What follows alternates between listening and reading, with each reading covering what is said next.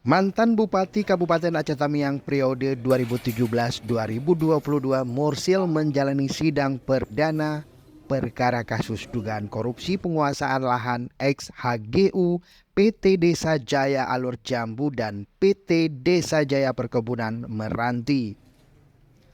Sidang yang digelar di Pengadilan Negeri Tipikor Banda Aceh Rabu 25 Oktober 2023 dengan agenda pembacaan surat dakwaan dari Jaksa Penuntut Umum, Kejaksaan Tinggi Aceh dan Kejaksaan Negeri Aceh Tamiang. Selain Mursil, Kejaksaan Tinggi Aceh juga mendakwa terdakwa lain yaitu Tengku Yusni, Direktur PT Desa Jaya Alur Jambu dan PT Jaya Perkebunan Meranti, serta Tengku Rusli sebagai penerima ganti rugi pengadaan tanah untuk kepentingan umum pembangunan Makodim Aceh Tamiang. Dalam dakwaan jaksa, perbuatan terdakwa Mursil, Tengku Yusni, dan Tengku Rusli menimbulkan kerugian keuangan negara di pemerintahan Kabupaten Aceh Tamiang 6,4 miliar rupiah pada tahun 2009. Ketiganya didakwa pasal 2 junto pasal 3 ayat 1 Undang-Undang Tipikor junto pasal 55 ayat 1 KUHP.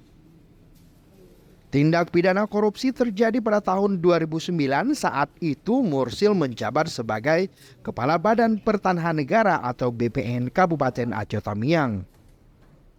Mursil diduga menerbitkan sertifikat hak milik di atas lahan negara. Sementara Tengku Rusli mengajukan permohonan sertifikat hak milik atas tanah negara yang saat itu lahan tersebut hendak dijadikan lokasi pembangunan kantor Kodim Aceh Tamiang.